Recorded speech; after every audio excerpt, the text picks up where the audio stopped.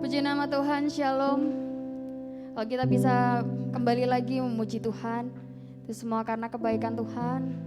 Kita mau rendahkan diri di hadapan Tuhan.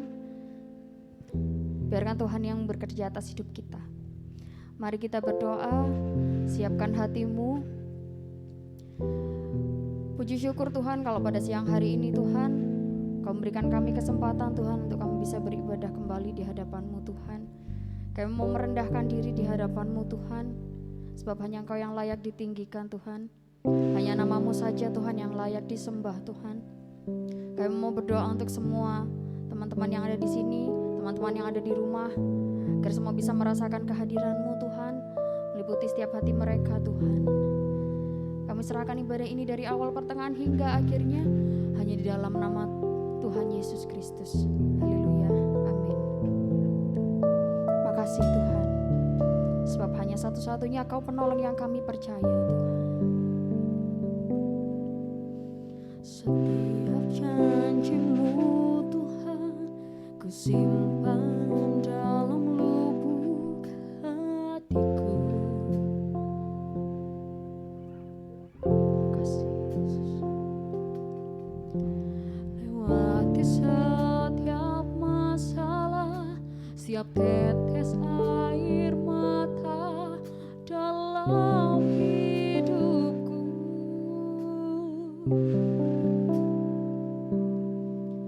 Janji-Mu menopang hidupku, kasih-Mu menuntun langkahku dalam setiap waktu. Penolongku, yang aku percaya. Katakan setiap janji-Mu. Setiap janji-Mu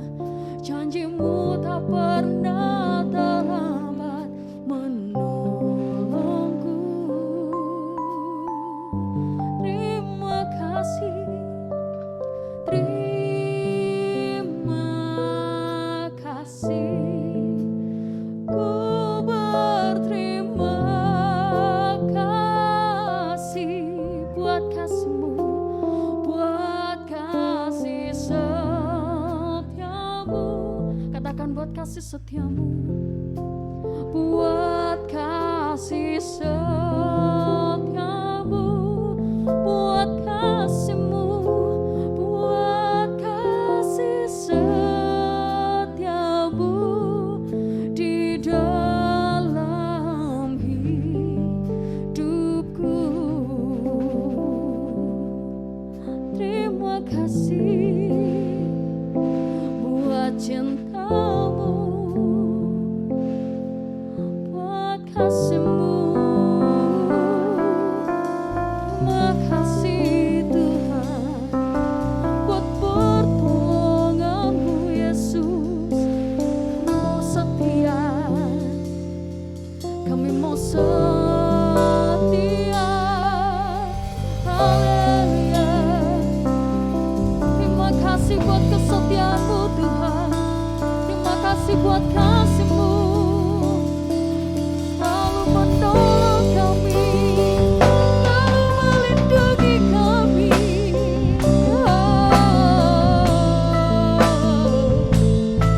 Kesetiaanmu Bapa, kesetiaanmu Tuhan. Puji syukur di hadapanmu Tuhan, di hadapanmu kami bawa hati kami bawa hidup kami Yesus. Hanya Dia kami berbagi Tuhan, hanya Dia bisa kami berikan Tuhan. Kami memuji-Mu, kami sembahkan. Haleluya. Kau layak disembah, layak ditinggikan. Ajaib kasih-Mu, ajaib perbuatan-Mu, ajaib segalanya Tuhan. Kau segalanya bagi hidup kami. Haleluya, haleluya. Mari sembah Tuhan, mari tinggikan namanya. Kami sembah, kau bersyukur di hadapan-Mu Tuhan. Haleluya, haleluya. Sebab kasih-Mu, terima kasih buat kesetiaan-Mu Tuhan. Pujian kami, hormat, menghormat bagi-Mu. Terima kasih Yesus. Ucapkan terima kasih, ucapkan terima kasih. Haleluya. Sembah Tuhan, sembah Raja di atas segala raja. Penyertaan-Mu Tuhan, penyertaan-Mu atas hidup kami sempurna, sempurna. Terima kasih Tuhan. Haleluya. Terima kasih. Kami mau ingat setiap kebaikan-Mu. Hanya satu pribadi yang memberikan cinta yang sempurna, namanya Tuhan Yesus Kristus. Saat ini ada di tengah-tengah kita, yang selalu menyelidiki setiap hati kita, setiap perbuatan kita. Terima kasih Tuhan. Ampuni kami Tuhan, kalau mungkin kami tidak mengerti setiap perbuatan-Mu yang yang Kau lakukan bagi kami. Kalau kami tidak pernah mengerti setiap rencana-Mu Tuhan. Terima kasih Tuhan. Terima kasih buat cinta-Mu Yesus. Terima kasih buat cinta-Mu, buat cinta-Mu Tuhan. Haleluya.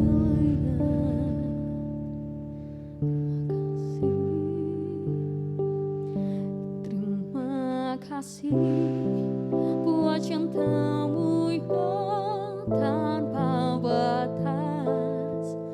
Kau berikan hidup-Mu, jadikanku berharga. Terima kasih buat cinta-Mu yang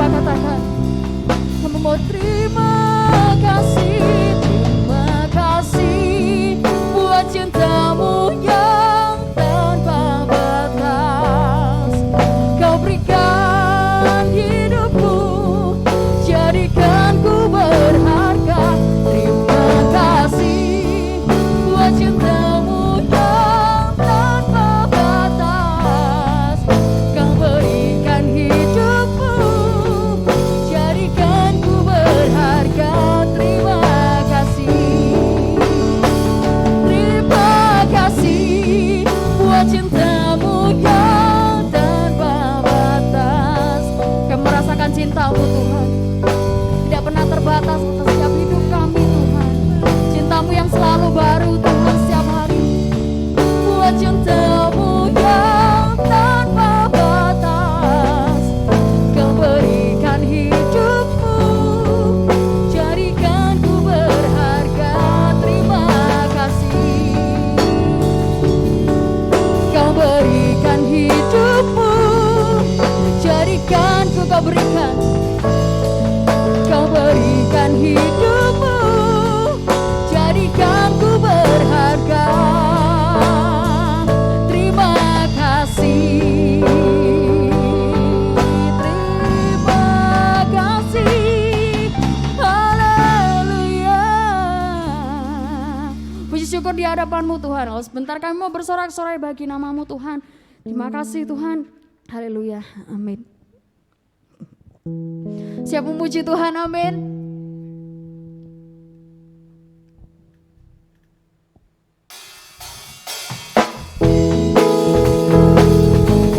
Ya Kau yang layak disembah.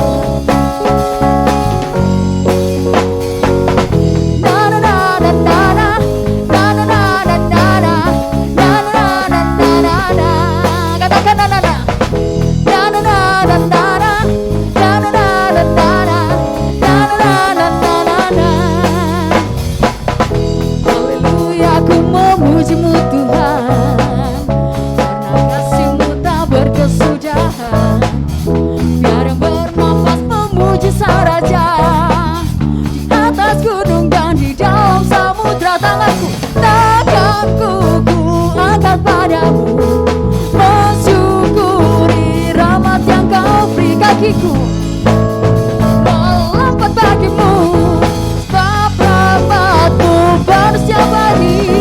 Bersyukur, bersyukurlah kepada Tuhan, sebab Dia baik, sebab Dia baik. Kuasanya selamanya, kasih setianya, kasih setianya. Na na na na na na, na na na na na na, na na na na na na. Katakan haleluya.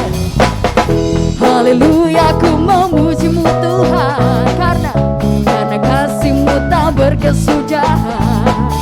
Biar yang bernafas memuji Sang Raja, di atas gunung dan di dalam samudra. Tanganku, amin, mensyukuri rahmat yang Kau. Siap melompat bagi Tuhan, melompat bagimu, sebab rahmat-Mu baru setiap hari.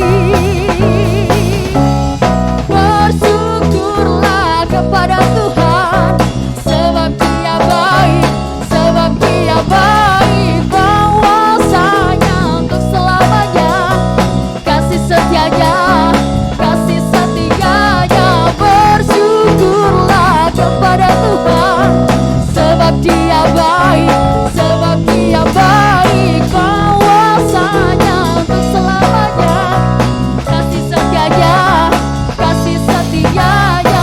Bersyukurlah kepada Tuhan. Dan jempolnya, sebab Dia baik, kuasanya untuk selamanya, kasih setianya, kasih setianya. Bersyukur, sekali lagi katakan,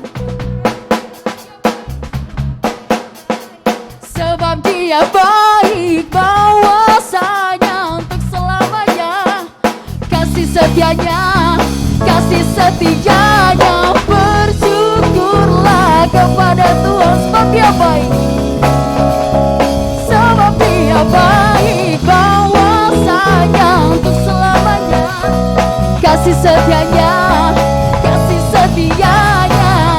Na na na na na na, na na na na na na, na na na na na na. Haleluya. Syukur di hadapan Tuhan. Terima kasih Tuhan, Kau memberikan semangat baru bagi kami Tuhan. Sebentar kami mau mendengarkan firman-Mu Tuhan. Kami mau tunduk, kami mau tenangkan diri Tuhan. Agar apa yang Kau sampaikan Tuhan itu berasal dari hati-Mu Tuhan. Terima kasih Yesus.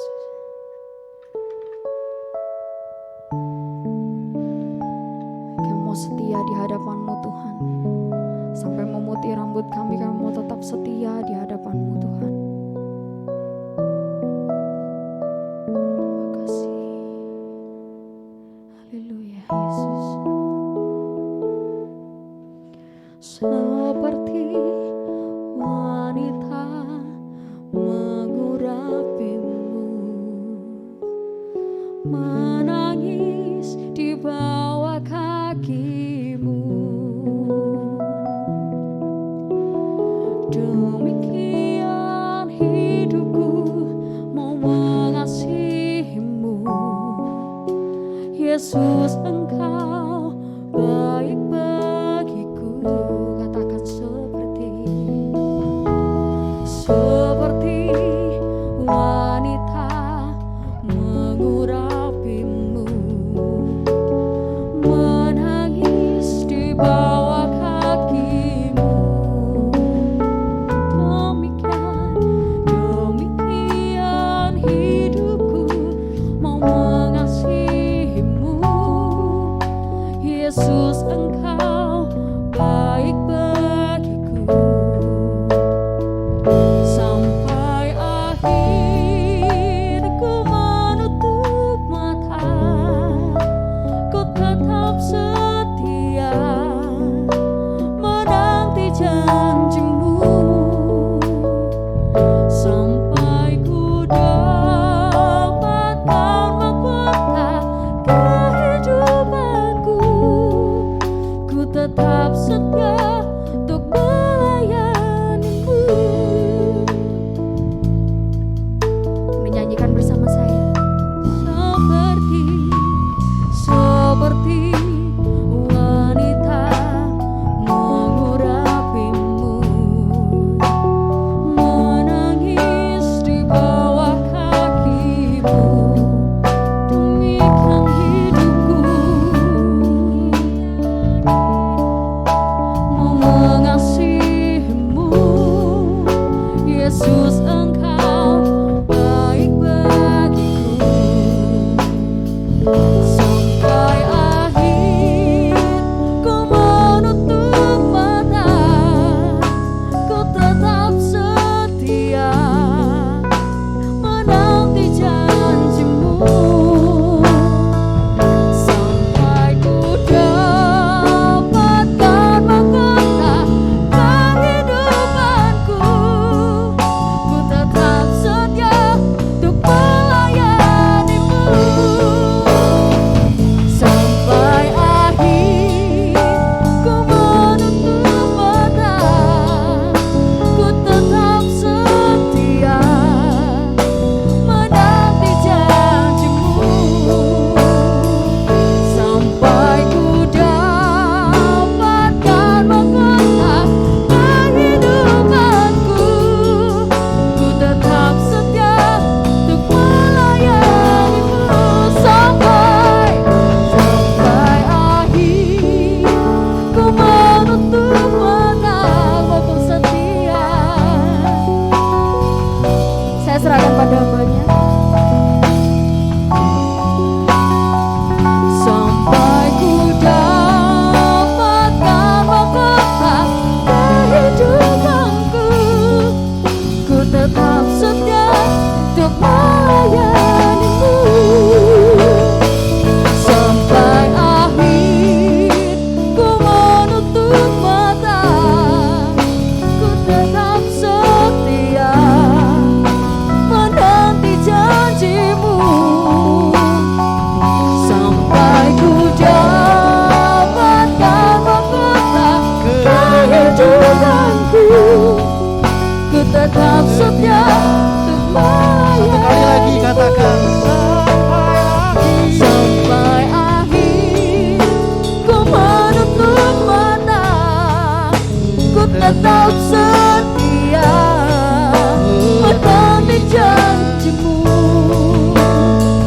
Sampai ku dapatkan mahkota kehidupanku, ku tetap setia untuk melayani-Mu.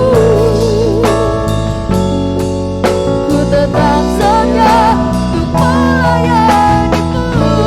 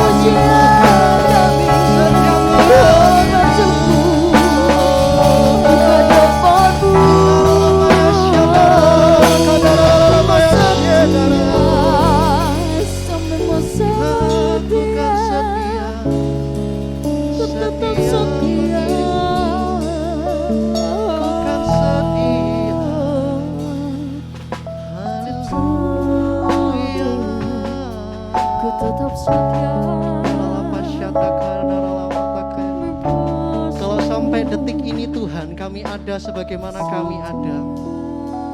Itu semua karena kebaikan dan anugerah dan kasih setia-Mu dalam setiap kehidupan kami Tuhan. Kalau sampai sore hari ini Tuhan, kesempatan demi kesempatan yang Tuhan berikan buat setiap kami untuk beribadah, itu adalah anugerah terbaik yang Tuhan berikan dalam setiap kehidupan kami. Dan sampai di akhir hidup kami Tuhan, Tuhan boleh mendapati kami sebagai hamba-hamba-Mu yang setia, setia melayani-Mu, setia mengiring-Mu Tuhan. Itu sebabnya Tuhan melalui ibadah MC Youth sore hari ini, hamba-Mu percaya Tuhan, ibadah ini bukan ibadah yang biasa-biasa saja, bukan sekedar rutinitas aktivitas rohani biasa Tuhan, tetapi kami percaya dimanapun teman-teman muda yang menyaksikan ini secara online, hamba-Mu percaya bahwa kuasa Roh-Mu yang menjamah melawat setiap kami yang menyaksikan, sehingga Tuhan hadirat-Mu nyata atas setiap kehidupan kami pribadi lepas pribadi. Terima kasih Bapa, biarlah pujian sembah yang kami naikkan ini boleh menyenangkan hati Tuhan, menjadi doa yang harum di hadapan-Mu Bapa. Dan kalau sebentar kami akan mendengarkan setiap kebenaran firman-Mu Tuhan, kami percaya firman-Mu inilah yang menuntun langkah kehidupan kami. Firman-Mu itulah yang mengubah setiap kehidupan kami, sehingga kami Tuhan menjadi generasi-generasi muda yang militan di hadapan-Mu Bapa. Sebab itu Tuhan, pakailah hamba-Mu ini Tuhan. Sebab hamba-Mu adalah hamba yang tidak berguna, hamba yang melakukan apa yang menjadi tugas hamba. Sebabnya Tuhan, bicaralah pada setiap kami, sehingga Tuhan kebenaran firman yang sudah disampaikan kami percaya tidak akan pernah kembali dengan sia-sia, melainkan boleh tertanam dalam hati kami, berbuah lebat dalam hati kami Tuhan, dan kami boleh melakukan dalam kehidupan kami sehari-hari. Di dalam nama Yesus kami sambut kebenaran firman-Mu. Haleluya, amin. Oke, shalom GBMCU, senang kembali berjumpa dengan teman-teman semuanya dimanapun teman-teman menyaksikan secara online. Saya percaya bahwa kuasa Tuhan sanggup menjamah dan memeluk setiap kita. Terlebih lagi kita akan belajar sama-sama kebenaran firman Tuhan. Dan saya berdoa buat setiap teman-teman yang menyaksikan dimanapun kalian berada melihat ini, kita boleh sama-sama belajar dan diteguhkan oleh kebenaran firman Tuhan ini. Tema pada sore hari ini saya kasih The Unshakable Kingdom. I'm not shaken. Jadi kerajaan yang tidak tergoncangkan, dan saya tidak akan tergoncangkan gitu. Kalau nanti saya berkata The Unshakable Kingdom, saya berharap teman-teman yang di rumah, sekalipun juga yang ada di studio, waktu saya katakan The Unshakable Kingdom, teman-teman mengatakan, entah teman-teman boleh dengan lantang atau berkata dalam hati, teman-teman bisa berkata I'm not shaken. Waktu saya berkata The Unshakable Kingdom, teman-teman berkata I'm not shaken, oke? Unshakable Kingdom, I'm not shaken. Ya, saya percaya Tuhan sanggup menjamah setiap kita dan mendengar setiap seru doa kita. Haleluya. Kita akan sama-sama belajar di dalam Ibrani pasal yang ke-12. Ibrani pasal yang ke-20, Ibrani yang ke-12 ayat yang ke-27. Ibrani pasal 12 ayat yang ke-27. Saya akan bacakan buat teman-teman. Ungkapan satu kali lagi menunjuk kepada perubahan pada apa yang dapat digoncangkan. Karena ia dijadikan supaya tinggal tetap apa yang tidak tergoncangkan. Amin. Unshakable Kingdom ini bicara tentang kerajaan yang tidak tergoncangkan. Apa sih maksudnya dengan Unshakable Kingdom ini? Atau apa sih yang dimaksud dengan kerajaan yang tidak tergoncangkan? Atau bagaimana kita bisa menjadi bagian dari kerajaan yang tidak tergoncang? Atau mengapa kita harus terlibat di dalam kerajaan yang tidak tergoncangkan? Nah, kita akan sama-sama belajar teman-teman pada sore hari ini dalam Ibrani pasal yang ke-12, khususnya di ayat ke-27, dan kita akan baca secara satu perikop dari ayat yang ke-18 sampai ayat yang ke-29. Nah, di dalamnya ada 3 aspek yang mencakup mengenai tentang The Unshakable Kingdom ini. Dan kita lihat bahwa tadi ayat yang sudah kita bacakan bahwa di ayat 27 dikatakan bahwa ungkapan satu kali lagi menunjukkan kepada perubahan pada apa yang dapat digoncangkan karena ia dijadikan supaya tinggal tetap apa yang tidak tergoncangkan. Setiap lini dalam setiap kehidupan kita, setiap sisi dalam setiap kehidupan kita, itu akan ada waktu di mana itu akan bergoncang dan akan bergoyang. Sehingga apa? Setiap yang digoncangkan dan yang digoyangkan, itu akan menunjuk kepada satu yang tetap yang tidak bisa digoyangkan. Dan saya berharap setiap teman-teman khususnya generasi muda yang melihat ini, kita menjadi generasi dan menjadi bagian di dalam the unshakable kingdom ini.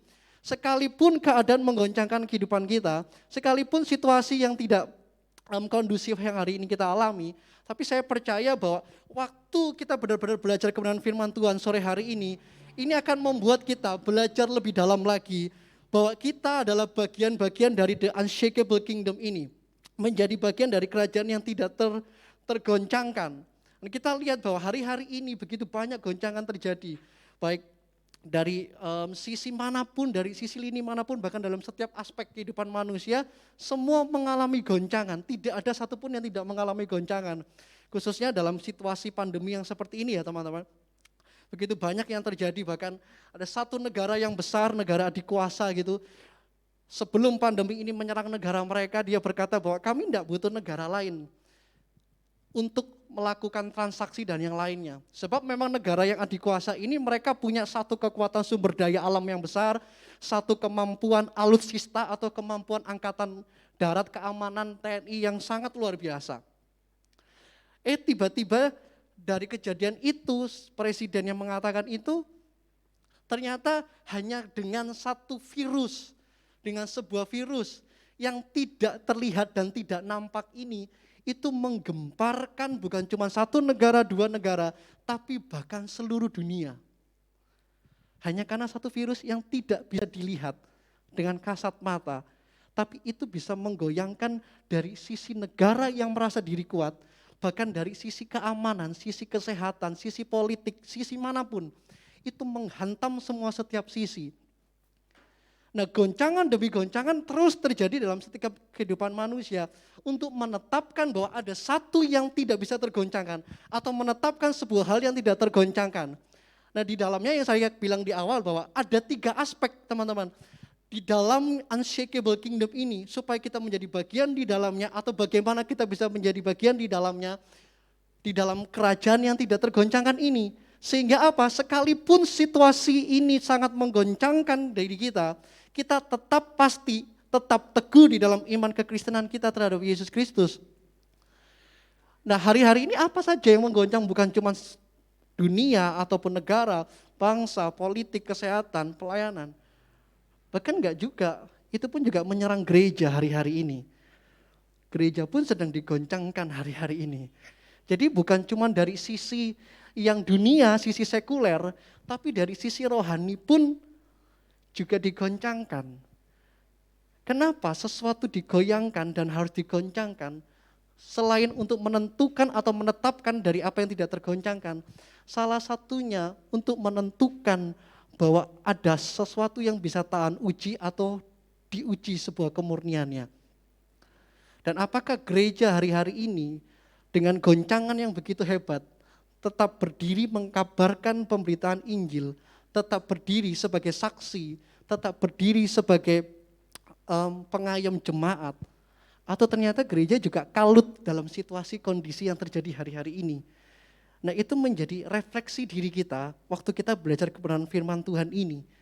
Nah, kira-kira apa sih yang mencakup atas kerajaan yang tidak tergoncangkan ini?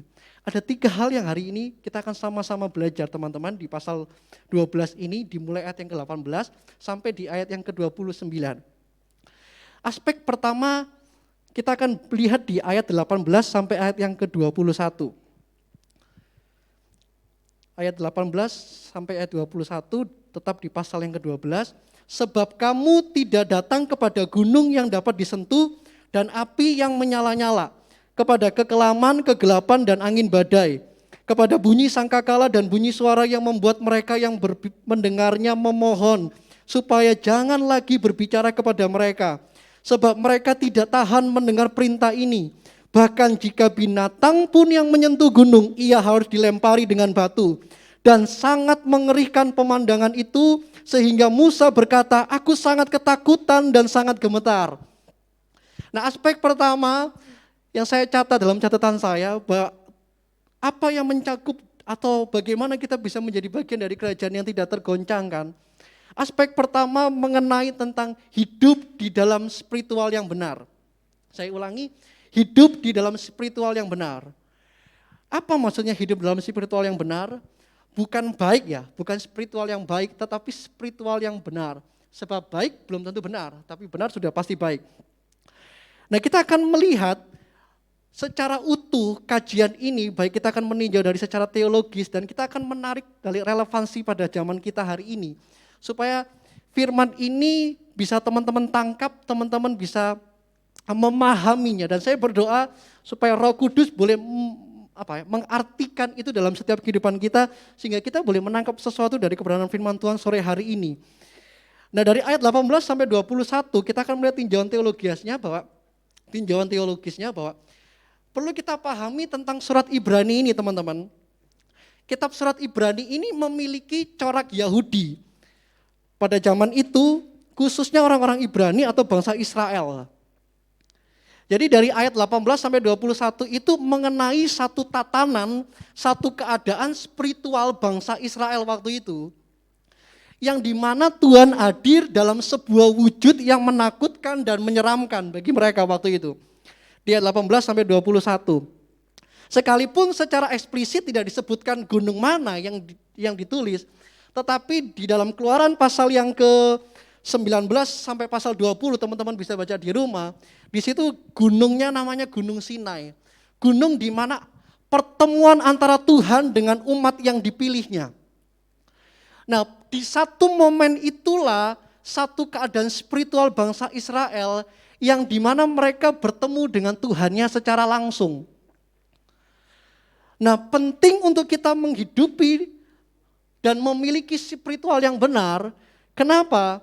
Karena kita melihat bahwa bangsa Israel gagal untuk melakukan itu.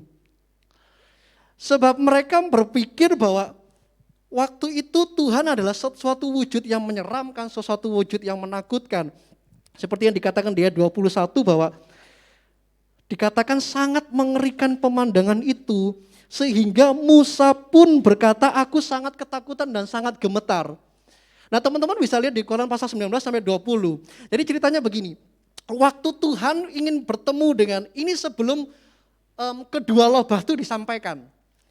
Kedua loh batu diberikan kepada bangsa Israel ya. Jadi waktu itu Tuhan ingin mengadakan satu pertemuan dengan umatnya melalui Musa sebagai mediator, sebagai perantara antara Tuhan dan umatnya. Dan itu belum ada satu tatanan imam atau sebuah tatanan pelayanan yang kita hari-hari ini lihat sebagai bentuk sebuah liturgi dalam gereja, bukan.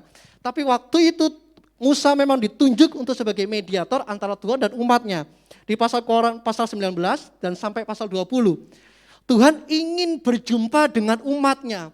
Tuhan ingin datang kepada umatnya. Tuhan ingin mendekati umatnya. Sehingga Tuhan bilang sama Musa, gini Musa, 3 hari ke depan aku akan ketemu dengan bangsa Israel. Bilang sama mereka untuk mempersiapkan diri mereka, mencuci pakaian mereka, sehingga waktu mereka datang, kamu harus kasih batasan di situ. Jadi di Gunung Sinai itu di pinggirnya, di kaki gunung itu harus kamu kasih batasan. Supaya apa? Supaya tidak ada satupun yang menginjakan kaki ataupun meletakkan tangannya di atas kaki gunung itu dan mereka akan mati. Alkitab katakan begitu. Kalaupun mereka menyentuh, jangankan manusia, dikatakan binatang. Binatang pun yang melewati batasan itu mati.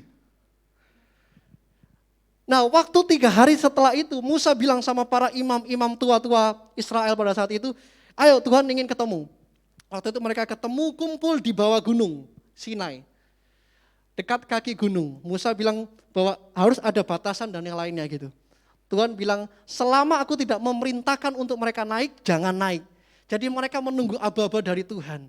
Dan waktu saya membacakan kitab ini, memang jangankan saya dan saya merasakan bahwa jangankan Musa yang melihat waktu itu, saya pun juga mengimajinasikan bahkan berpikir bahwa memang sangat menyeramkan.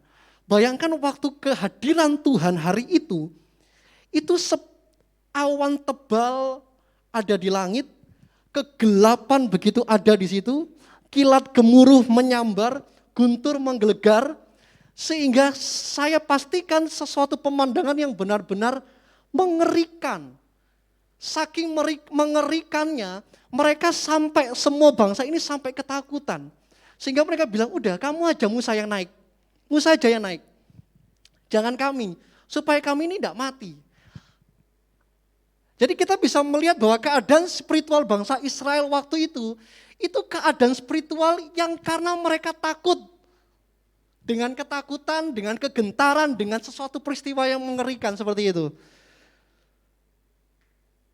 Sehingga mereka memutuskan untuk Musa aja yang naik dan mewakili mereka. Padahal Musa udah bilang begini, enggak, memang Tuhan harus datang seperti ini.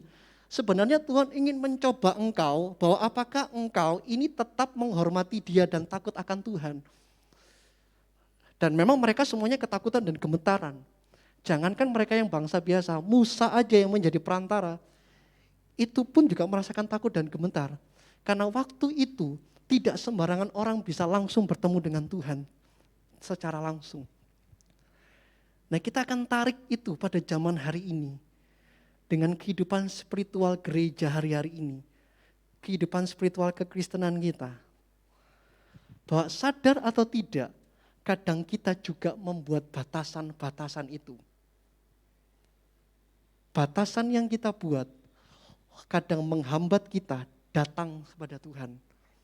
Padahal Tuhan punya kerinduan untuk berjumpa dengan umatnya. Tuhan punya satu keinginan untuk dekat dengan umatnya. Tapi seringkali batasan itu membuat kita, kadang kita tidak memiliki kerinduan yang sama. Lalu kita berpikir, loh, kan batasan itu kan Tuhan yang nyuruh Musa untuk bikin batasan. Iya, batasan itu ada untuk menghormati. Dan saya tidak menyalahkan liturgi ibadah yang begitu ketat, tidak. Tapi sadarkah kita bahwa kita terlalu fokus kepada sebuah tatanan ibadah, tatanan musik yang megah, tatanan khotbah yang mewah. Tapi kita kehilangan esensi dalam ibadah. Makanya itu penting untuk kita di awal, hidup dalam spiritual yang benar. Kehidupan spiritual kita yang benar ini, itu bicara tentang tidak ada batasan. Supaya apa? Tuhan dengan leluasa bergerak dengan kuasanya. Berjumpa dengan setiap kita ini loh. Memang batasan itu penting untuk dilakukan supaya ada aturan-aturan tertentu kan. Tapi coba waktu itu, tidak sembarangan orang boleh pakai pakaian kayak kita hari ini. Bisa pakai hem, bisa pakai sepatu, bisa pakai, maksudnya pakaian kita santai, kaosan berkerah. Waktu itu tidak bisa sembarangan kita pakai pakaian-pakaian yang Alkitab katakan harus mencuci pakaian itu sebelum. Bahkan mereka menggunakan pakaian kabung.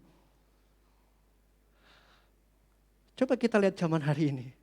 Gereja-gereja hari ini. Bahwa banyak orang-orang Kristen mereka datang ke gereja, maaf tuh. Jahitan bajunya tuh pada kurang semua tuh. Mini semua. Karena mereka merasa, kan gak ada batasan untuk itu. Batasan diperlukan untuk sebuah aturan. Tapi bukan berarti batasan menghalangi, menghambat esensi yang sebenarnya. Nah, seringkali kita gagal memahami itu, teman-teman. Akhirnya apa? Kita datang ibadah seenaknya kita. Kita datang waktu ibadah dimulai, kita ngomong kanan kiri. Kita bicara dengan teman kita sebelah. Waktu firman Tuhan disampaikan kita pada memegang HP online. Ya kan? Dulu waktu ibadah kita belum online, semua jemaat pada online tuh. Sekarang ibadah kita online, semua pada bingung minta offline, ya kan.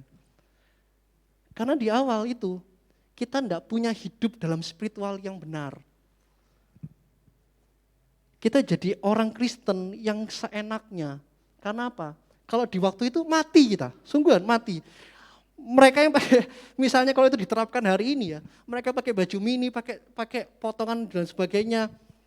Bahkan ada hamba Tuhan pun yang diberi di atas mimbar, itu pun memakai celana sobek-sobek. Ya menurut mereka casual, it's okay gitu. Tapi bagi saya itu kurang etis. Dan mereka mengatakan, it's okay, itu lifestyle sekarang. Tapi coba kita tarik di zamannya Musa. Tidak sembarangan orang pakai baju, tidak sembarangan orang berpakaian. Kamu pakai pakaian yang macam-macam, kamu pakai gini tok, mendengar kilat, mati. Iya kan? Tapi hari ini,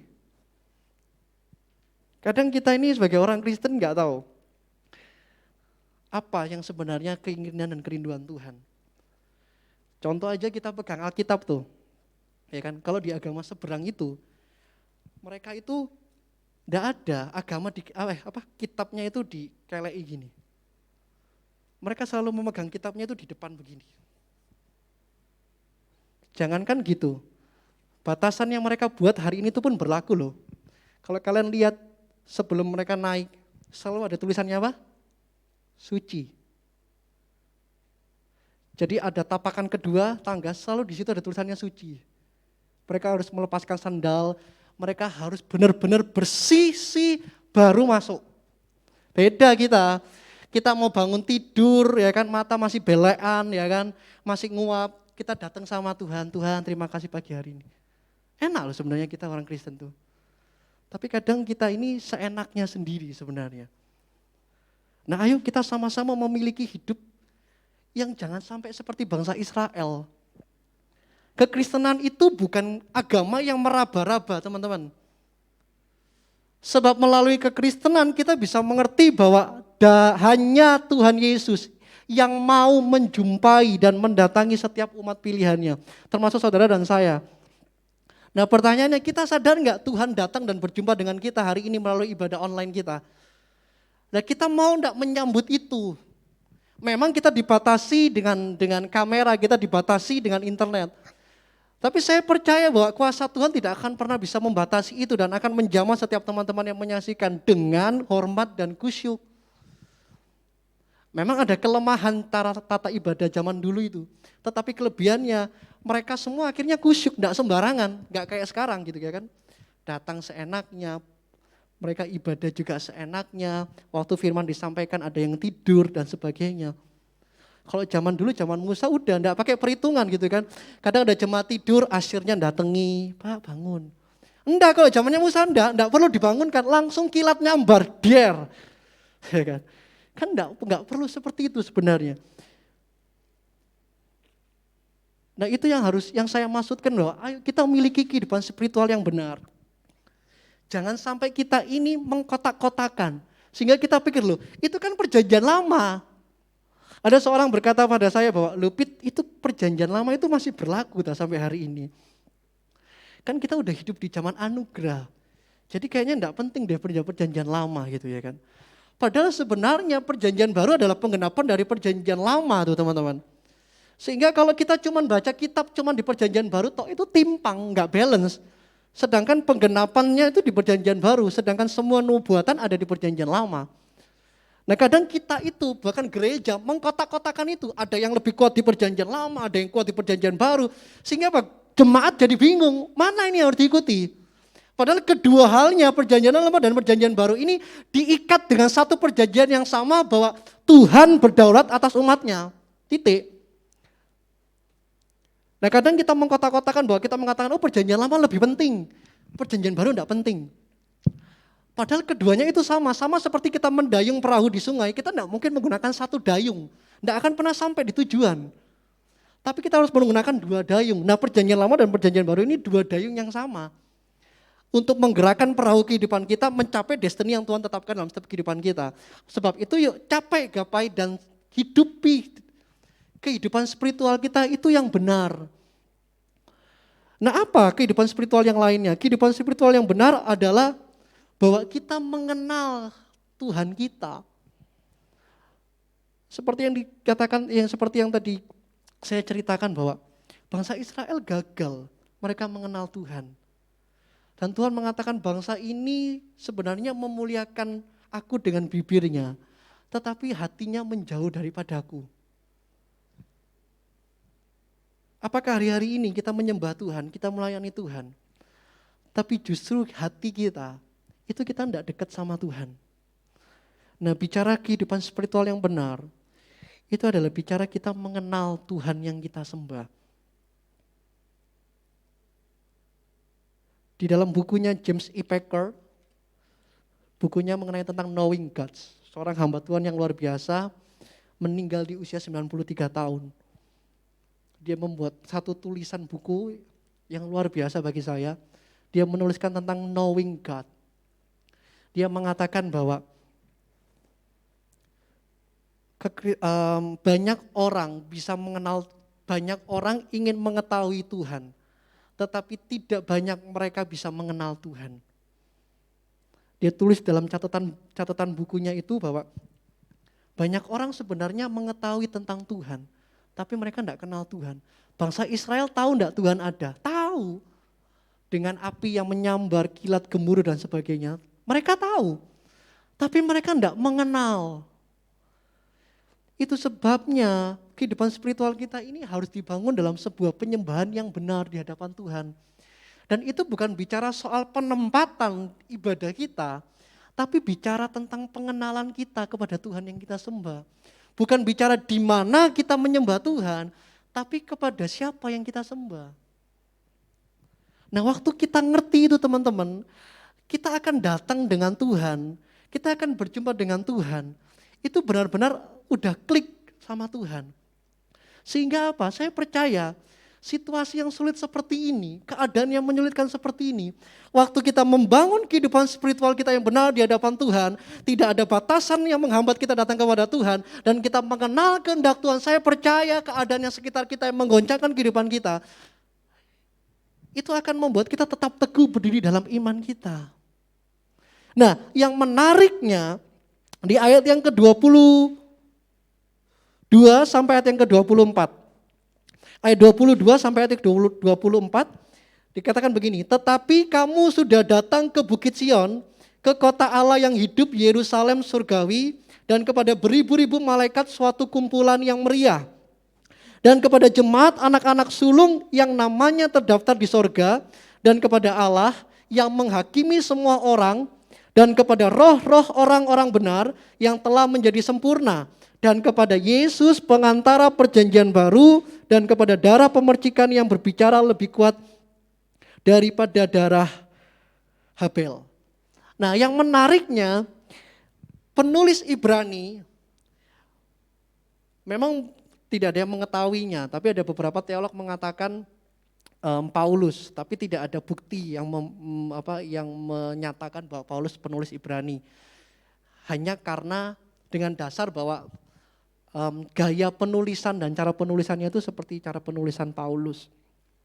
Tetapi tidak diketahui siapa penulis Ibrani. Nah, menariknya penulis Ibrani ini, dia membuat satu perbandingan tajam, membuat satu gambaran yang berbeda. Yang satu mengenai tentang Gunung Sinai, yang satu mengenai tentang Bukit Sion. Pelan tapi pasti supaya teman-teman bisa tangkap. Gunung Sinai, mediatornya adalah Musa. Tetapi Bukit Sion, mediatornya Yesus. Musa menjadi perantara dari perjanjian lama, tetapi Yesus menjadi perantara dari perjanjian baru. Nanti teman-teman bisa baca Ibrani dari pasal 1 sampai pasal ke-13. Di situ dijelaskan bahwa Yesus menjadi perantara dari perjanjian baru. Nah, Yesus menjadi perantara perjanjian baru, di situ dikatakan bahwa ayat 24, dan kepada Yesus pengantara perjanjian baru, dan kepada darah pemercikan yang berbicara lebih kuat daripada darah Habel. Darah Habel mati karena hukuman kebencian dan kematian. Tetapi darah Yesus menebus setiap dosa kita manusia. Sebab itu dia menjadi perantara untuk setiap kita hari-hari ini. Dan itu hidup di bawah kasih karunia. Sedangkan perjanjian lama hidup di bawah hukum Taurat. Sehingga aspek kedua untuk kita menjadi bagian dalam kerajaan yang tidak tergoncangkan, atau aspek kedua yang mencakup kerajaan yang tidak tergoncangkan adalah hidup di bawah kasih karunia. Waktu saya bicara tentang kasih karunia, teman-teman pasti memahami bahwa arti kasih karunia itu diberikan secara cuma-cuma, gratis, tanpa kita perlu bayar. Tapi harus diingat, pemberian kasih karunia itu dibayar dengan harga yang sangat mahal. Karena apa? Karenanya dia harus mati di atas kayu salib, mengorbankan dirinya untuk menukar kehidupan saudara dan saya. Sehingga apa? Kita ini layak. Yang awalnya kita ini tidak layak, tapi Tuhan melayakan kita. Nah, penulis Ibrani ini mencatatkan dua perbandingan yang luar biasa. Bahwa di perjanjian lama begitu sangat ketakutan orang-orang Israel datang kepada Tuhan dan menemui Tuhan harus lewat perantara. Tetapi di perjanjian baru Yesus menjadi perantara buat setiap kita untuk datang kepada Bapa tanpa mediator siapapun. Sehingga waktu dia mati di atas kayu salib, dia katakan sudah selesai, terjadi gempa bumi, lalu tabir bait suci Maha Kudus itu terbelah menjadi dua. Sehingga setiap orang dari suku latar belakang apapun, mereka bisa masuk tanpa perantara siapapun sebab Yesus sudah menjadi perantara atas setiap kita. Sehingga waktu Yesus menjadi perantara perjanjian baru, setiap kita ini loh yang ditebus dengan darahnya. Kita ini menjadi dan dipanggil menjadi pelayan perjanjian baru. Ini pernah dibahas dalam komsel kita, komsel Heroes. Mungkin buat teman-teman yang tidak mengikuti komsel Heroes, ayo sama-sama ikut besok Sabtu kita ada komsel Heroes mengenai tentang the invisible church. 2 Korintus pasal 4. Nah salah satu topiknya tentang ini pelayan perjanjian baru. Pelayan perjanjian baru ini artinya gini, kita melayani bukan karena ketakutan lagi. Kita melayani bukan karena kita ditakut-takuti, bukan. Tapi kita melayani Tuhan karena kerinduan hati kita, karena kesungguhan hati kita. Sebab kita ingin membalas cintanya itu loh. Sekalipun kita memang tidak bisa membalas cintanya yang sangat besar itu. Nah saya mau bertanya kepada teman-teman semuanya, menurut kalian kasih karunia apa yang Tuhan sudah berikan buat setiap kita? Kasih karunia apa yang kira-kira Tuhan sudah berikan dalam setiap kehidupan kita? Penebusankah? Keselamatankah?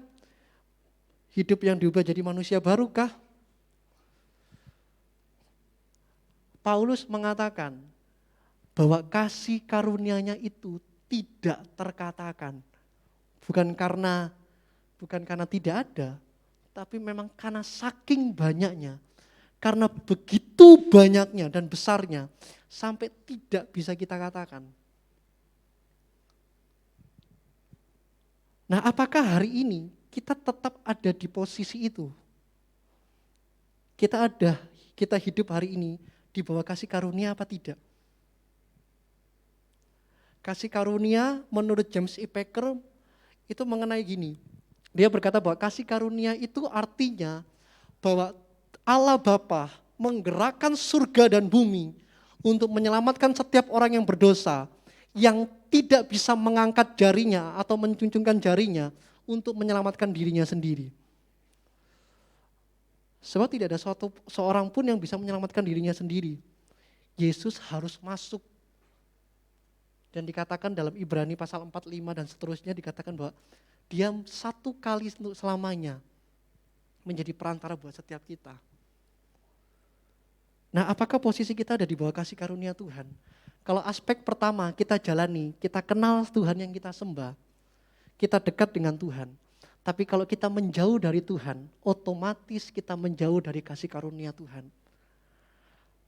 Bahaya buat setiap anak-anak Tuhan ketika dia meninggalkan kasih karunia Tuhan, bahkan menjauh dari kasih karunia. Tetap di pasal yang ke-12, Ibrani mengatakan di ayat yang ke-15, dikatakan jagalah supaya jangan ada seorang pun menjauhkan diri dari kasih karunia Allah, agar jangan tumbuh akar yang pahit, yang menimbulkan kerusuhan dan yang mencemarkan banyak orang. Itu sebabnya kalau hari ini teman-teman menjumpai ada orang di sekitar kalian yang menjengkelkan, yang sering bikin ulah, yang selalu menjadi troublemaker, itu rata-rata orang yang seperti ini.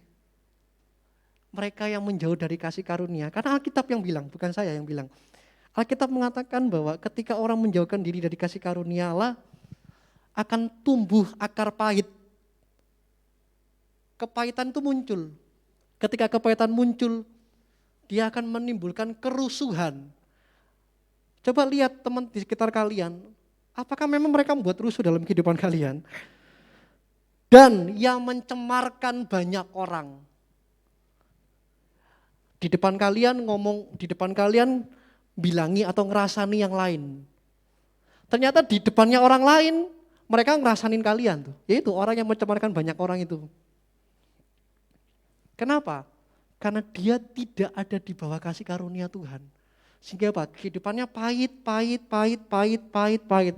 Sehingga apa? Ketika dia ketemu dengan banyak orang, yang ada apa? Kerusuhan, bikin masalah. Memang orang seperti ini perlu dibina gitu ya kan. Tapi kalau memang sudah tidak bisa dikatakan atau tidak bisa dibina, dibinasakan saja gitu ya kan. Karena apa? Mereka menimbulkan kerusuhan dan mencemarkan banyak orang. Nah, apakah hidup kita hari ini, kita mau introspeksi yuk. Apakah hidup kita ini hari ini menjadi damai buat orang atau justru membuat rusuh? Jangan-jangan kita ini keluar dari kasih karunia Tuhan. Pastikan kehidupan kita tetap ada di bawah kasih karunia Tuhan. Supaya apa? Supaya dalam setiap lini kehidupan kita itu cuma butuh Tuhan loh. Waktu di atas kayu salib, kasih karunia-Nya dinyatakan atas kehidupan kita. Di dalam kasih karunia itu tidak ada kesakitan. Tidak ada lagi kecemasan, tidak ada lagi ketakutan, tidak ada lagi kebimbangan, tidak ada lagi keraguan. Sebab kasih karunia-Nya itu sempurna. Sehingga kalau pada zaman dulu, di bawah hukum Taurat, mereka datang dengan ketakutan. Alkitab mengatakan di dalam Ibrani pasal yang keempat, dengan cepat saya akan bacakan buat teman-teman semua, Ibrani pasal keempat, ayat yang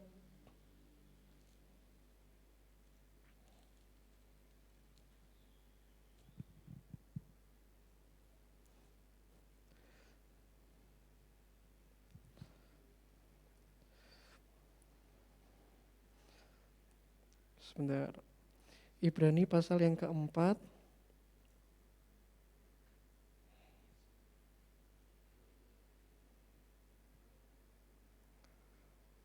Ini yang membuat kita, waktu kita hidup di bawah kasih karunia itulah, akhirnya kita beroleh sebuah keberanian untuk kita datang dengan Tuhan. Ayat yang ke-16, Ibrani pasal 4 ayat 16, dikatakan di situ gini, sebab itu marilah kita dengan penuh keberanian menghampiri takhta kasih karunia, supaya kita menerima rahmat dan menemukan kasih karunia untuk mendapat pertolongan kita pada waktunya. Artinya apa? Dalam situasi yang menggoncangkan kehidupan kita, waktu kita ada di bawah kasih karunia, pertolongan Tuhan itu ada waktu demi waktu dalam setiap kehidupan kita. Yang percaya katakan amin. Jadi pastikan posisi kehidupan kita ini hari ini ada di bawah kasih karunia Tuhan. Nah ya, aspek yang terakhir yang ketiga mengenai tentang unshakable kingdom. Dikatakan di ayat yang ke-25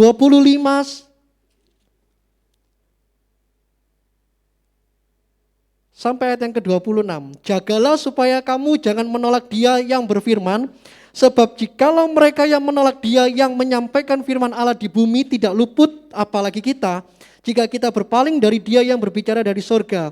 Waktu itu suaranya menggoncangkan bumi, tetapi sekarang Ia memberikan janji, satu kali lagi aku akan menggoncangkan bukan hanya bumi saja, melainkan langit juga. Jadi aspek yang ketiga yang mencakup bagaimana kita menjadi bagian dari kerajaan yang tidak tergoncangkan adalah kita hidup di dalam firman Tuhan. Hidup di dalam firman Tuhan ini bukan berarti saudara akhirnya mengatakan bahwa bukan berarti kalian harus tahu sekolah Alkitab atau kalau sekolah teologi, yaitu keputusan kalian untuk mau masuk sekolah teologi atau sekolah Alkitab. Tetapi yang dimaksudkan hidup dalam firman Tuhan adalah bagaimana kita bisa hidup dalam firman Tuhan kalau kita tidak tahu isi firman Tuhan itu apa. Nah, bagaimana kita bisa tahu isi firman Tuhan kalau kita tidak pernah membaca firman tersebut. Nah, bangsa Israel bukan cuma menolak Tuhan, beberapa kali dalam langkah kehidupan bangsa Israel yang selalu mengalami pertolongan Tuhan, mereka menolak Tuhan berulang-ulang kali. Sehingga Musa sebagai mediator saat itu hampir saking kesalnya. Tapi hebatnya Musa dicatat sebagai manusia yang lemah lembut. Kenapa? Karena dia tetap menjaga dengan hatinya yang lemah lembut itu untuk memimpin bangsa yang tegar tengkuk seperti ini. Sebab Musa berkata apa, mereka melakukannya seperti apa gitu, seenaknya mereka. Nah, pastikan waktu kita hari ini mendengarkan kebenaran firman Tuhan, kita ini menangkap kebenaran firman Tuhan ini dan kita menerapkan dalam setiap kehidupan kita. Sebab firman Tuhan ini pedang bermata dua. Waktu saya berkhotbah, waktu saya menyampaikan firman ini bukan cuma kena kepada teman-teman yang di rumah atau yang menyaksikan, tapi ini juga terlebih dahulu kena kepada saya. Nah, waktu kita mendengarkan kebenaran firman Tuhan, inilah kita mendapatkan yang namanya logos, satu pengetahuan. Waktu firman Tuhan diberitakan tadi bla bla bla bla bla, kita mendapat sebuah pengetahuan, itu disebut logos. Tapi waktu kita mengerti kehendak Tuhan di dalam logos tersebut, itu akan berubah menjadi rema. Nah, rema apakah yang kita alami, yang kita dapat waktu kita mendengarkan kebenaran firman Tuhan, waktu kita membaca kebenaran firman Tuhan, waktu kita merenungkan kebenaran firman Tuhan, itu kita terapkan dalam kehidupan kita sehari-hari. Sehingga Alkitab mengatakan sekalipun langit dan bumi berlalu, tapi firmanku tetap. Nah, orang berkata bahwa, dan kadang kita orang Kristen meragukan firman Tuhan. Sehingga kita cari referensi buku lain yang lebih bagus dari Alkitab. Itu tidak salah sebenarnya. Tetapi kalau itu jadi dasar untuk kehidupan kita, itu yang menjadikan kita salah. Padahal Alkitab cukup jelas memberikan inspirasi dan motivasi dalam setiap kehidupan kita, supaya kita menghadapi kehidupan kita di sekitar kita ini, kita berpegang teguh pada kebenaran firman Tuhan ini. Ingat, kekristenan harus waspada atas apa yang terjadi di tengah-tengah dunia ini. Dan firman ini sudah menjelaskan bukan cuma apa yang terjadi di masa lalu, bukan hanya terjadi yang di masa sekarang, tapi juga terjadi di masa yang datang. Nah, bahayanya waktu kita menolak firman Tuhan, maka Tuhan juga akan mengundurkan dirinya atas kita. Sebab itu jangan kita ini bermain kata-kata. Oh, Tuhan kan setia dan adil. Oh, Tuhan kan berkata bahwa di dalam 2 Timotius 3, bahwa dia setia, dia tetap setia sekalipun kita tidak setia. Coba kita baca ayat sebelumnya. Waktu kita menyangkal dia juga akan menyangkal kita. Yang dimaksudkan kesetiaannya Tuhan itu adalah apa? Konsistennya Tuhan. Dia tidak akan pernah berubah. Tapi bukan berarti kita akhirnya seenaknya menolak firman Tuhan. Padahal firman Tuhan yang kita dengar, itu sebenarnya menjadi arahan dalam setiap kehidupan kita ini. Kita tidak tahu kok ke depannya akan seperti apa. Keadaan ke depan seperti apa kita juga tidak tahu. Tapi firman Tuhan ini yang menjamin setiap kehidupan kita. Marilah kita mandunggal dalam kebenaran firman Tuhan. Tinggal di dalam firman Tuhan. Dan firman itulah yang berkuasa dalam setiap kehidupan kita. Saya undang pemain musik untuk maju ke depan. Dan saya berharap untuk setiap teman-teman. Alkitab mengatakan begini. 1 kali akan aku goncangkan keadaan bumi dan langit. Untuk menetapkan sesuatu yang tidak dapat tergoncangkan.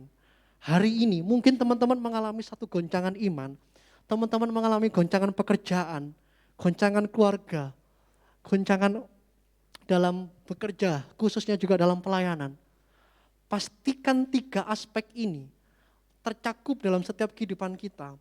Kita melangkah, pertama kita memiliki kehidupan spiritual yang benar. Kita mengenal Tuhan tanpa batas. Yang kedua, kita menghidupi di bawah kasih karunia Tuhan. Kita menghargai kasih karunia pemberian Tuhan dalam kehidupan kita.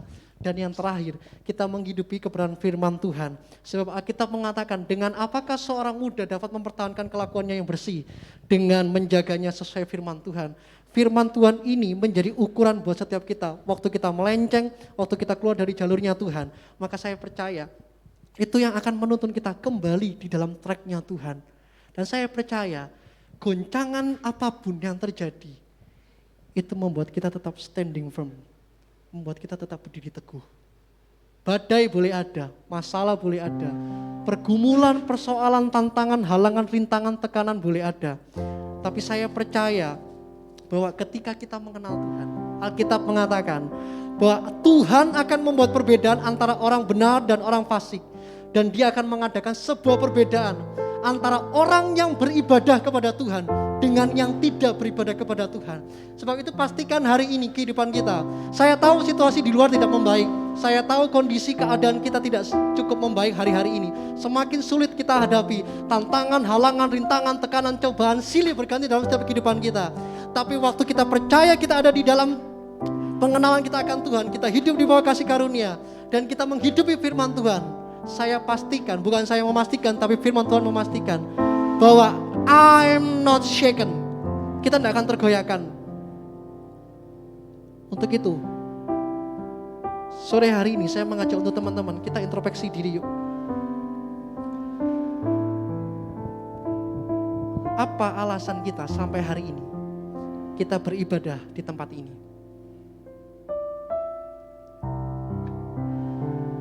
Lalu apa alasan kita hari ini kita melayani Tuhan? Cukup kita menjawab dalam hati kita dan kita mengintrospeksi diri kita. Sebenarnya apa alasan dari setiap tatanan ibadah yang begitu tertib, teratur, protokol yang dibuat? Kita mau jujur dalam diri kita yang terbuka. Alasan kita apa? Hari ini kita beribadah, kita mau mendengarkan kebenaran firman Tuhan. Dan yang terlebih lagi, apa alasan kita hari ini jadi orang Kristen? Kalau kita berkata bahwa, oh ya karena orang tua saya Kristen kok, maka tidak heran dalam pergumulan kehidupan kita tetap stuck. Gereja tetap stuck. Kenapa? Karena 3 aspek ini tidak ada dalam diri mereka. Dan saya berdoa, setiap kita ini adalah raja walinya Tuhan. Waktu Raja Wali melihat ada badai yang datang, bukan dia tambah ciut, tidak. Tapi dia membuka ekor sayapnya, dia menguatkan otot-otot sayapnya, dan dia terbang melintasi badai, bahkan dia menari di tengah badai. Adakah hari ini kita ada di tengah-tengah persoalan yang sulit dalam kehidupan kita?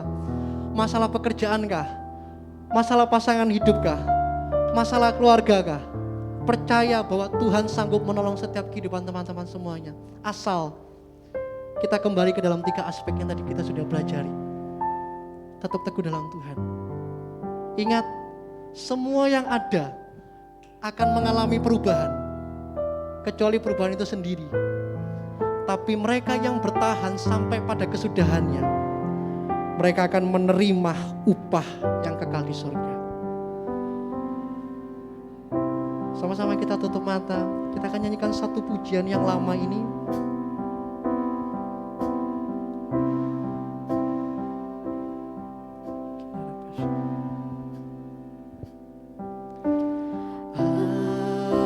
Aku milikmu, ku berserah kepadamu.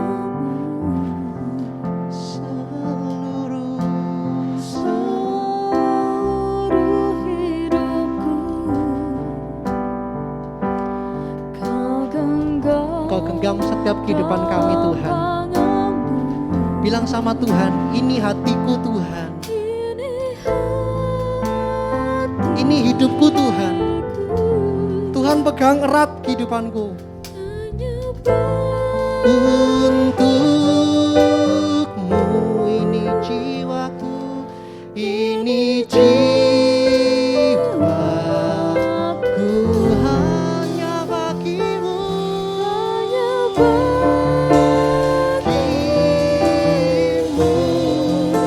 Tuhan kawal aku, Bapa dan Rajaku, tak henti di setiap nafasku, ku kan menyembahmu selalu, ku bawa hidupku atas mezbamu, tak henti di setiap langkahku, ku kan menyanyi Tuhan kau Allahku, Tuhan kau Allahku, Bapa dan Rajaku, tak henti di setiap nafasku, ku kan menyembahmu, ku bawa hidupku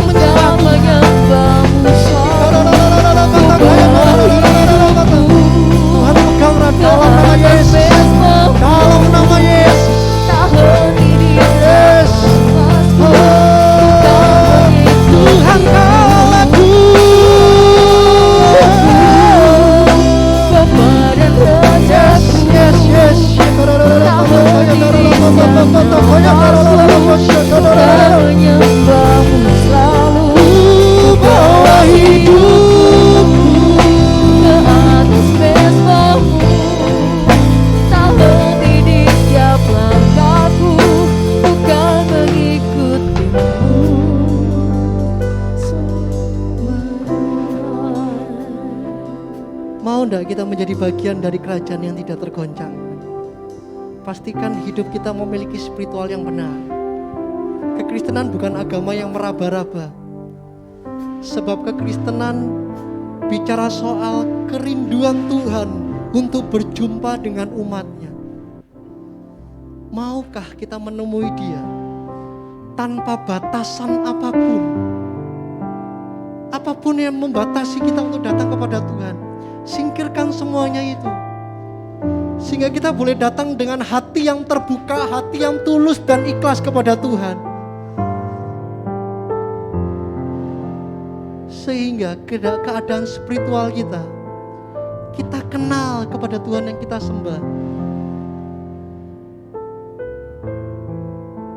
Dan kita tetap berada di bawah kasih karunia Tuhan.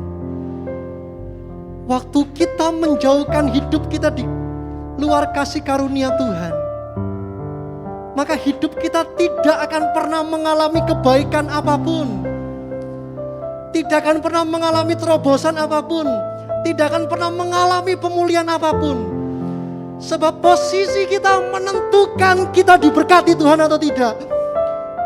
Pastikan kehidupan kita, posisi kita hari ini tetap di bawah kasih karunia Tuhan. Sebab kasih karunia-Nya nyata dalam setiap kehidupan kita, memberikan pertolongan setiap waktu demi waktu dalam kehidupan kita.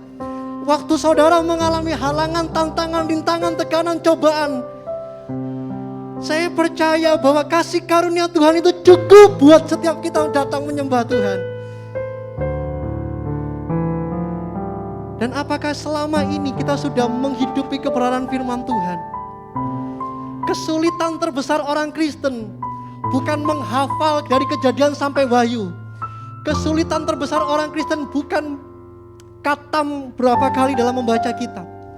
Tetapi kesulitan orang Kristen adalah melakukan apa yang dia sudah baca dan apa yang dia dengar.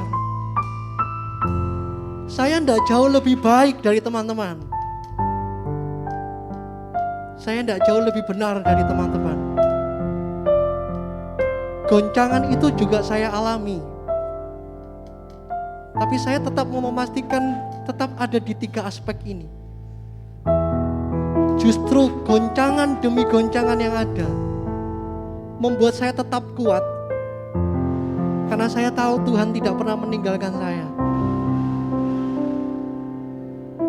Itu seperti penampian beras. Hanya beras yang tidak berisi yang akan keluar. Tetapi beras yang berisi dia akan tetap ada di dalam goncangan itu. Mungkin hari ini kita mengalami tempaan-tempaan dalam kehidupan kita. Itu untuk memurnikan iman kita. Jadilah generasi muda yang militan di hadapan Tuhan.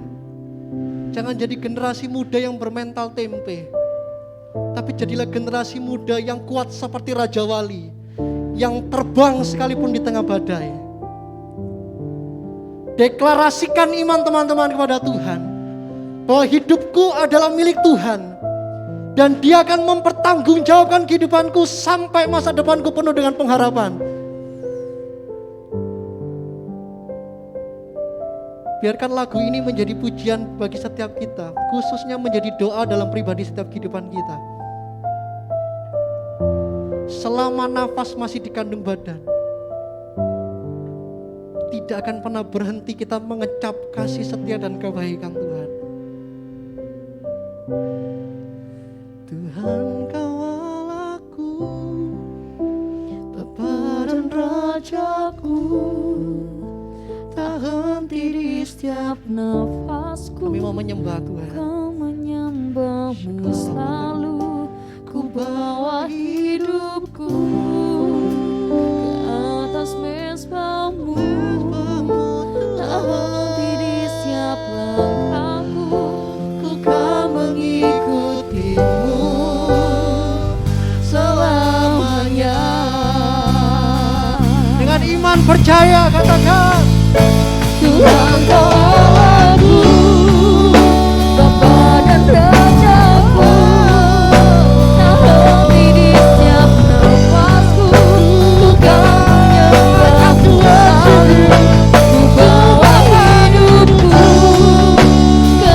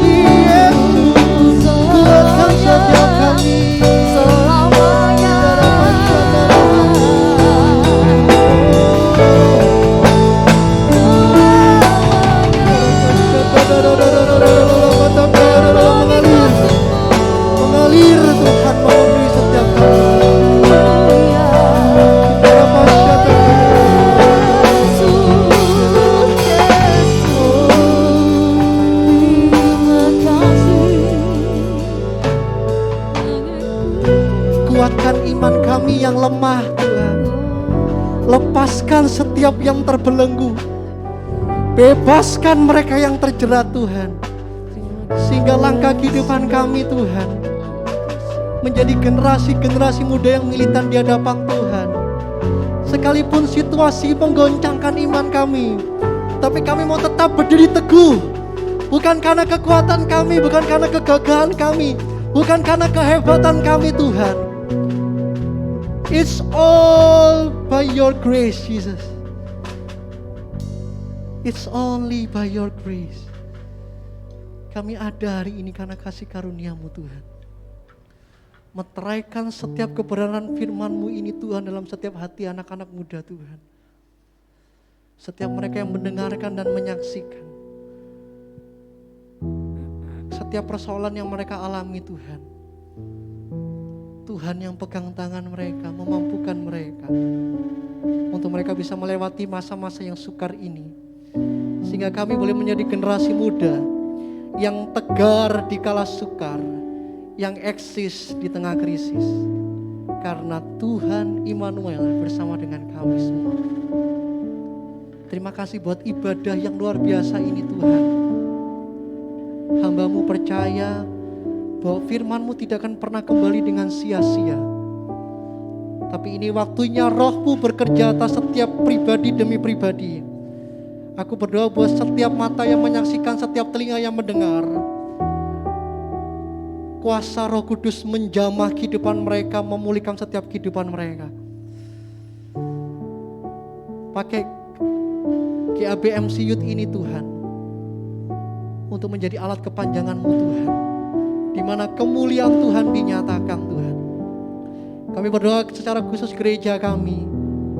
Tuhan juga memberkati gereja kami, gembala kami, youth pastor kami, setiap staf pengembalaan di tempat ini Tuhan. Tuhan yang memberkati. Bawa gereja ini Tuhan untuk benar-benar mengerti apa yang menjadi kehendak Tuhan. Untuk memahami betul apa yang menjadi visi Tuhan dalam akhir-akhir ke depan ini.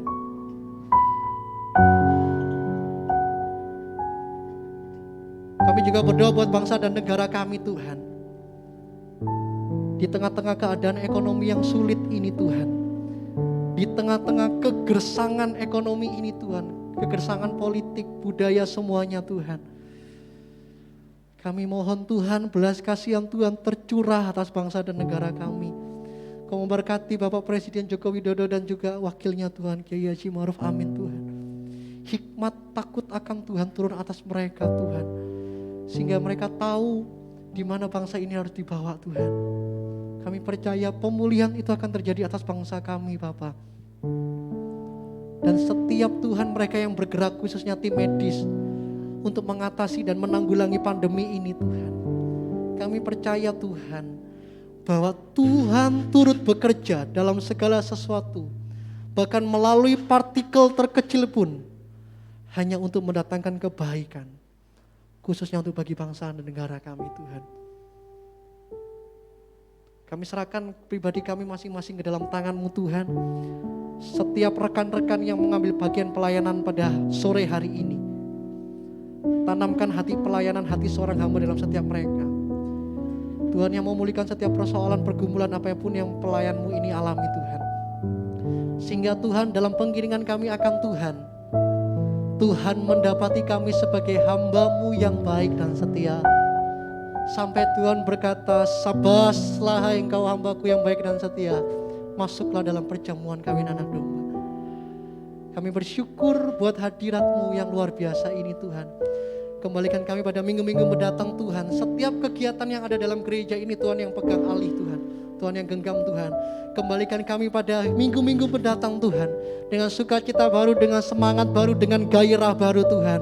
Sebab kami percaya Tuhan, waktu kami datang beribadah dan sungguh-sungguh melekat kepada-Mu Tuhan, maka pengharapan demi pengharapan itu ada dalam setiap kehidupan kami. Dan pengharapan Tuhan tidak akan mengecewakan kami Tuhan.